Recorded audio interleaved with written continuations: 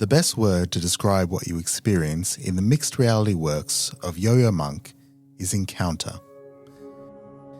Think of walking amongst softly undulating virtual columns that wrap themselves around you as you move through a gallery space. Or imagine coming face to face with creative luminaries in digital avatar form and observing them from all angles in a communal experience. Virtual works like these and several others are the products of a scientist-turned-artist who began by researching the biomechanics of gliding canopy ants before turning to large-scale art installations that explore how we perceive, how we move, and how we make meaning of what we experience together. I'm Dylan Gunawardena, Digital Engagement Producer at State Library Victoria, and you're listening to an SLV Lab podcast, part of its Conversation series, where we discuss emerging technology, digital experimentation, and library futures with artists, technologists, and workers in the cultural sector. I like, in my own work, to not have control over everything that is happening in the room. The behaviors of the pieces that I'm presenting are inherently kind of a collaboration between whatever ideas I've put into it and how an audience responds to it within the space itself. In 2025, Yoyo Munk, not to be confused with the famous American cellist Yo-Yo Ma, became SLV Lab's first creative technologist in residence. The brief was open-ended.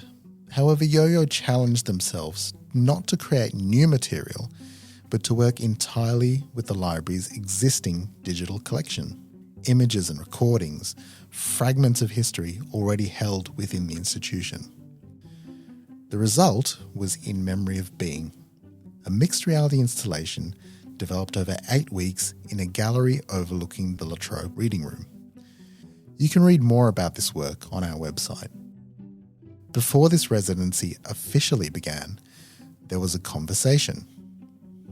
Recorded earlier in 2025, Yoyo joined State Library Victoria's Chief Digital Officer, Paula Bray, and then CEO, Paul Duldig, for a wide-ranging discussion about mixed reality as a medium, its technical challenges and social possibilities, and how it might be used to help our visitors encounter our vast collections in new and interesting ways. The following conversation was recorded on the unceded lands of the Wurundjeri Woiwurrung people of the Kulin Nation. We acknowledge the traditional lands of all the Aboriginal clans and their cultural practices and knowledge systems. We'd also like to acknowledge and pay our respects to any First Nations listeners joining us for this conversation. Yoyo, can you just give us a little background into your practice? Of course. So my background is as a scientist. I studied as a physicist originally and then transitioned into working in biology for my graduate work. I focused mostly on insect flight aerodynamics and navigational behaviors and neuroscience for my academic work, and then transitioned into working with augmented reality after leaving my postdoctoral work. And for a while, I spent several years at the startup Magic Leap in the United States, where I founded and led the Quantified Experience group there, which was doing experiments on human vision and visual responses to augmented reality displays. And then for the last 6 years, I've been working to create content for the mixed reality exhibitions, primarily in collaboration with the content collective Tin Drum. We've produced a number of pieces that have been publicly exhibited. The first piece that was shown was The Life, which was a volumetric piece featuring the performance artist Marina Abramovic, which showed at the Serpentine Gallery in London in 2019. In 2021, we showed a piece where I was the primary artist and creator of it called Medusa. And that showed as the headlining show of the London Design Festival and featured in the Victoria and Albert Gallery in London. And then most recently in 2023, Tin Drum produced a very ambitious volumetric piece called KAGAMI, which has toured the world and most recently showed as part of the Asia Topa Festival, most recently here in Melbourne. Yeah, it was fantastic. Both Paul and I have experienced Kagami and really enjoyed it. Can you tell us a little bit about working in mixed reality as opposed to VR when creating works like you did for Kagami and Medusa? Okay, so I mean, mixed reality means different things to a lot of folks. And so I guess when I talk about mixed reality, I'm usually thinking about a headset technology that features an optically transparent display. So when you wear one of these devices, your vision of the real world is unobstructed, at least in the sense that the light that is being reflected off of objects in the real world is still going into your eye without going through a camera in the meantime. So this is distinct from camera pass-through style devices where it's a VR helmet featuring a live feed of a camera from the outside. And the devices themselves are capable of showing virtual geometry overlaid with the physical world which you are inhabiting. So mixed reality in that sense, like the idea that you are taking three-dimensional virtual geometry and trying to integrate it into a real-world space is vastly more difficult than doing VR. So like one of the benefits of VR is that like you essentially have complete control over the sensory apparatus of the human that's involved, right? Like you are replacing the visual input to the eyes. If you have a nice big pair of headphones, like, you know, you're controlling the sound. In the mixed reality sense, you're having to make a piece that where you've got virtual geometry that is trying to integrate into that real world space. And there are immense challenges that come with trying to make that geometry fit in a way that feels cohesive and it's not jarring and creating sort of like a uncomfortable sort of like sense of friction between the virtual geometry and the real world that people still very much feel a part of. There are some big advantages of it, I think. And one of the most important things from my perspective is the opportunity for the sociality of the experiences that you create through this method. It is certainly possible to have VR experiences where there are many people wearing VR helmets in a room and you're kind of have some kind of avatar representation of other people and where they are in that space. But like this is a very tiny microcosm of all of the information that is encoded with the sort of like nonverbal communication between humans and crowds. And the idea that, you still have this sense that you are inhabiting an exhibition space and have that sense of nonverbal cohesion with the audience that you are a participant in, I think is really, it's hard to, I think it's hard to overestimate in terms of its importance into creating an experience that feels impactful. Can we talk then about Kagami? Yeah. So both Paula and I saw Kagami and it was a really interesting experience. I think what you're saying certainly came through Kagami where as a mixed reality experience, it wasn't really using much of the room. It could have been anywhere. Yeah. But the fact that you could see other people experiencing the same thing you're experiencing and walking around Roichi and sitting down and just looking and so on. So it was more of a social version of mixed reality perhaps? Yeah, what I like most about an experience like Kagami is, I think if you're looking for like the kind of detail that you might be able to find in sort of like, an exquisitely filmed performance, or like the kind of sound that you would get from a studio recording and like a piano in that room. Like this is not it is not intended to surpass or replace any of these forms of communication. Like there are many, many valid ways of interacting with the work of any particular artist. But where I feel like this can be most successful is when you are in a room with a small number of other people and some of the artifice kind of melts away at some point and you feel that you are in a room with Ryoichi playing a piano for a small audience of people. Like I love standing around on the outside and just seeing the people who get up out of their chairs and they go and they just sit down cross-legged on the floor because they get to sit right next to the piano bench. And in the one sense, it's not real. I mean, it's, the image there is virtual, but it is, the feeling of being there is difficult to achieve through other methodologies. It might be worth just give us a quick reminder of what Kagami is and then perhaps do the same for Medusa. We might compare the two. Great idea. So Kagami is a piano performance by Ryuichi Sakamoto. It was volumetrically captured in a studio in Japan in 2020 late. And the way the experience unfolds is you have a circular arrangement of chairs, and audience is invited into that space. And so all of the participants in this experience start out seeing Ryuichi at a piano playing in the center of the room. And it proceeds linearly through a selected curation of songs. Like it has, a sequence that runs through, and it goes through the same way each time in terms of how the songs play out. But the feel of any given performance is very different in terms of how the audience of that day interacts with that space and how they choose to inhabit that room and interact with one another, or have that sort of like ephemeral connection between strangers that you have in live performance.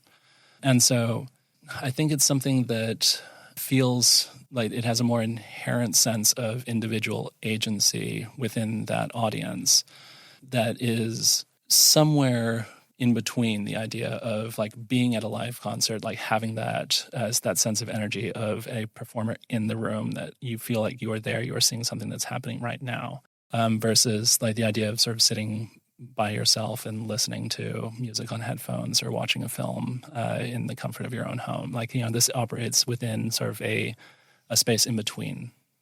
It could have been VR as well, couldn't it? I mean, certainly from a technical perspective, there's nothing that would prevent this from existing inside of a VR space. I think one of the things that you would lose in that case is, so certainly for the ability to do a large audience, we would have people bumping into one another quite a bit more inside of that room. So the fact that these devices are transparent is helpful in terms of being able to just ensure some degree of audience safety.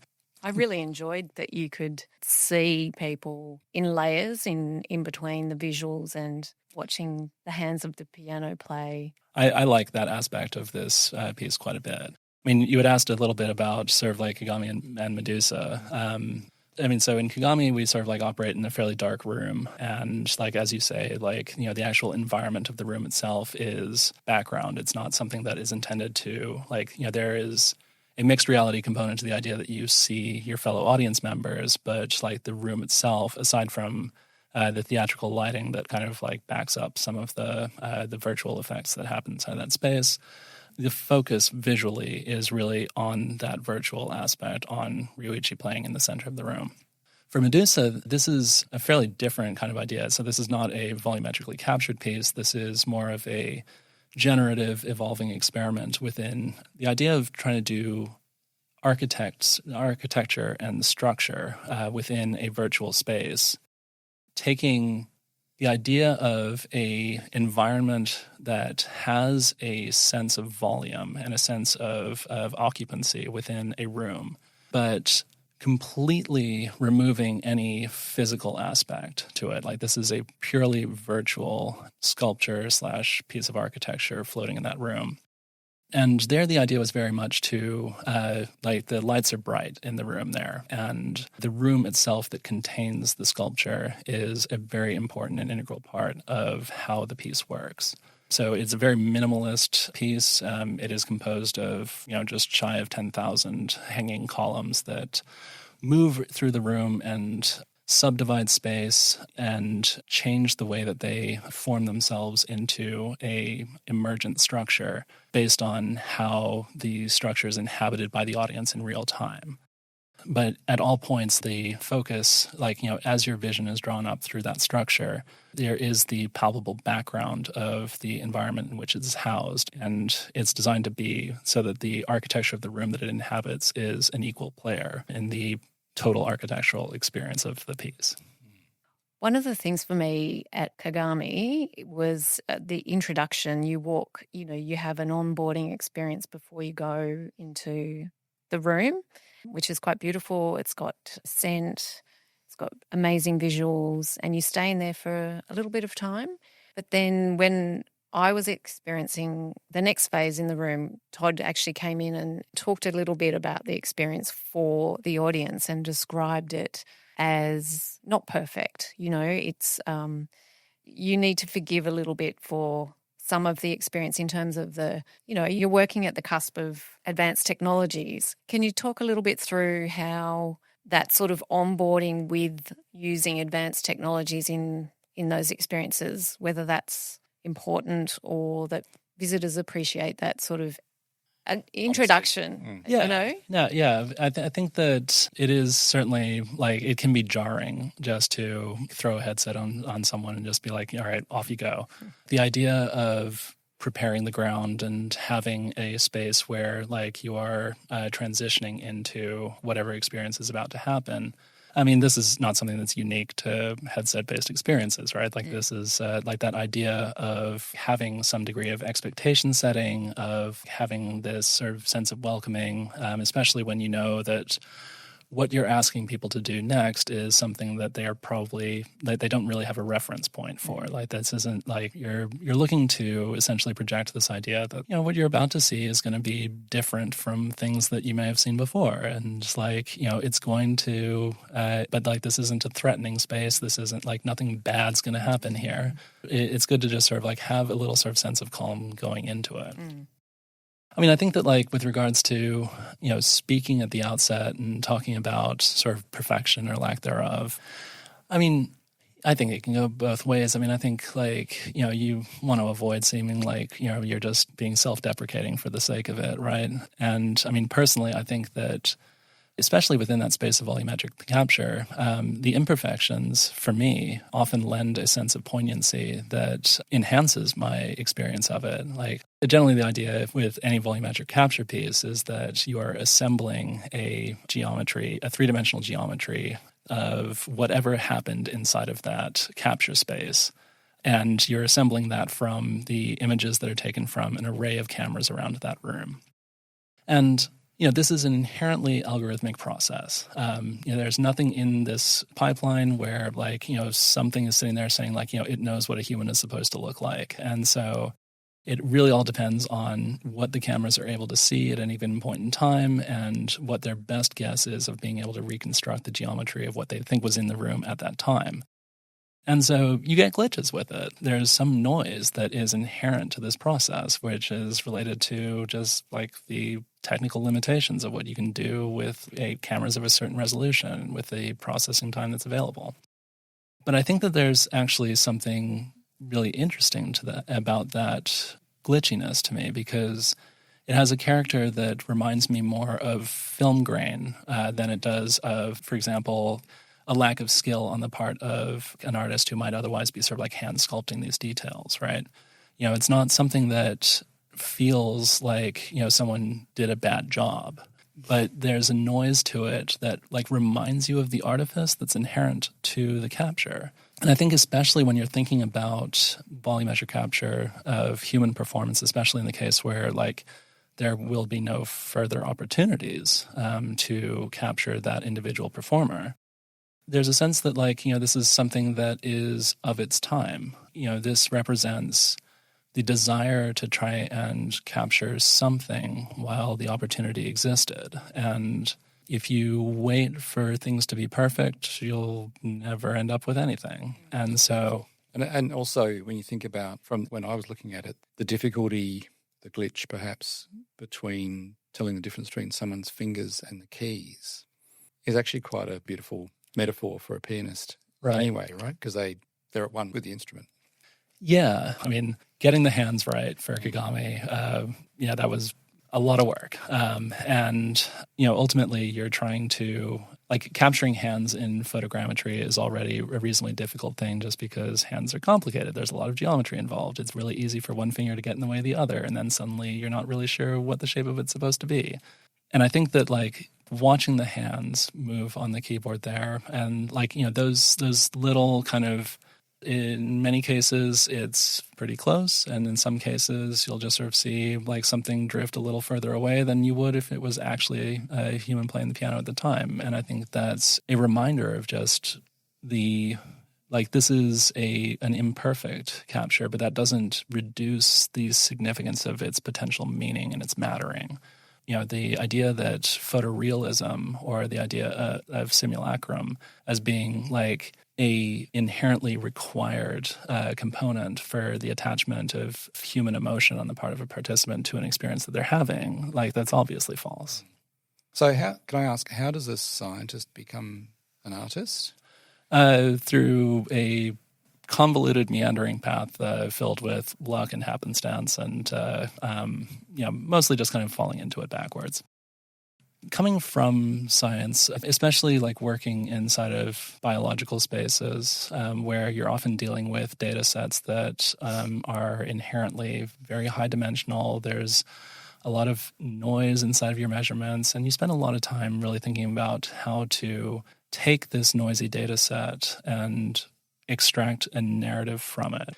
It's very challenging to try and think of like hypotheses that are really easily tested, because like the space of problems that exist or areas of interest within biological sciences that are really truly amenable to being able to ask a simple yes/no hypothesis question is necessarily a subset of all the problem spaces that exist. And that doesn't make those other problem spaces any less compelling or interesting to explore. It just means that they're like less tractable from within a explicit hypothesis testing framework. And data visualization is a very important tool in terms of being able to examine these high-dimensional data sets and try to like look at things from a bunch of different ways and sort of try and see how we can find patterns within them.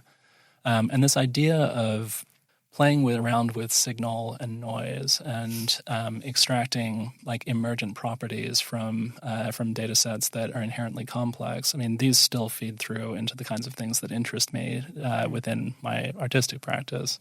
I like in my own work to not have control over everything that is happening in the room.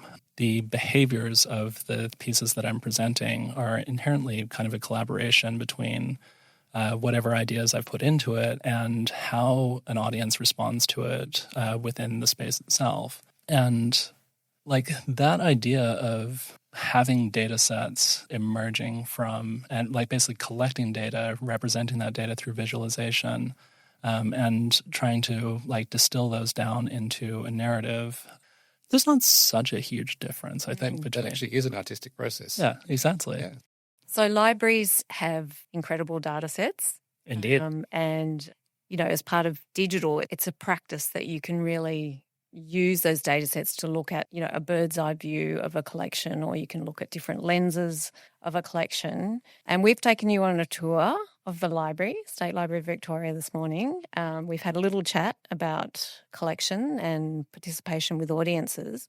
Can you give us a little insight into how you could apply your science art practice at a library? It's a big question. I mean, it is a... How long have you got? You've got, you've got 2 minutes. No. I mean, I think that, and I mean, obviously the State Library of Victoria is among the most impressive examples of this in the world, but in any library of considerable size, like I think that there's a sense of humility that comes from like seeing this collection of immense amounts of human effort and immense amounts of knowledge painstakingly gathered over time, collected in these rooms where like the sheer enormity of everything that has gone into not only understanding the contents of what's been kept here, but also the immense effort that goes into distributing that and keeping it and making it accessible so that that information can continue to live on and that people can find it again. You could spend many, many lifetimes trying to absorb the information that exists here. And this is just the stuff that we've kept, right? For all of the knowledge that is out there, when we think about what we have kept inside of a library, this is a living document of the collective attention and memory of how our culture has moved over time. Like the things that we have chosen to archive and the things that we've decided are important at any given point in time is this moving, evolving target. One of the things that I like to play most with in terms of my own artistic practice is playing around with spatial and temporal scales. I think that, we are all human beings, and there are time scales and spatial scales that are comfortable in terms of like what we can realistically deal with on an individual basis. And I think that one of the reasons why like libraries can feel like have that initial sense of overwhelm is that you are coming into an experiential contact with a hierarchical level of human knowledge and behavior that is well beyond your individual capacity to absorb, right? Like this is a collection of knowledge that would be physically impossible for you to internalize as an individual, and that's not the point of it. And so when I think about what can be done inside of a digital space, I think about the fact that for all that we know that libraries are a living, moving archive that constantly, these are dynamic collections of knowledge. There is a popular conception of you sort of arrive and, the stacks are this very kind of like still space. Like, there's a real sort of sense of permanence and the idea that like everything is organized and that things move very slowly here. And so one of the things I think would be interesting to play with in terms of like how we could use digital technologies to play with the data set of a library of knowledge would be to try and think about ways of representing how those collections and archives have moved between areas of interest over time, and think about ways that we can create sculptures from that data that impress a sense of the dynamism that exists within these collections, but simply isn't observable on the timescale with which like we're used to observing things as individual humans. Beautifully said. Beautifully said. And also makes me think that one of the things that really weighs on our minds, certainly weighs on my mind, is this is a collection of active collecting over 170 years, but obviously the knowledge that's being collected goes back thousands of years, many thousands of years in some cases. And so we are custodians for just such a short time of this incredible archive. And it's very hard to be able to take a third or fourth person view of that because you're in the middle of it. Right. And you think, well, in years to come, somebody will look back and say either what on earth were they doing or that was pretty good. And so, but how do you conceptualize that in real time? And, there's potentially ways of doing that through being more intentional about what your collecting practices are, what your biases are, how that's playing out, how that might map or not map against what people are actually looking for. I mean, it should be a tool of beyond an art piece to actually really understand what on earth we're doing and whether we're actually doing a good job or not. I mean, that last part about like what people are looking for, I think is also a really interesting component of it because libraries exist. This is almost like a conversational exchange of knowledge, right? Rather than like, if I go into a natural history museum, assuming that I'm going through the public exhibition, like, this is a curated space where, someone has gone through this painstaking process of putting artifacts out for exhibition. And, but oftentimes when I go to a library, like I have an idea of what I'm looking for, but I have this conversation with the librarian, with the search system. Like this is an actual sociable process in terms of how I'm introduced to the information that I'm looking for. And like, one of the nice things about this is that oftentimes what I think I'm looking for is not actually what I want, right? But like that idea that the way in which we are collectively interfacing with libraries, the kinds of information that we are seeking from it, like this is the active process through which culture is expressing what it deems to be important in any given point in time. This is a reflection of the values that we hold collectively, and given time, we see how those values are shaped over the course of history.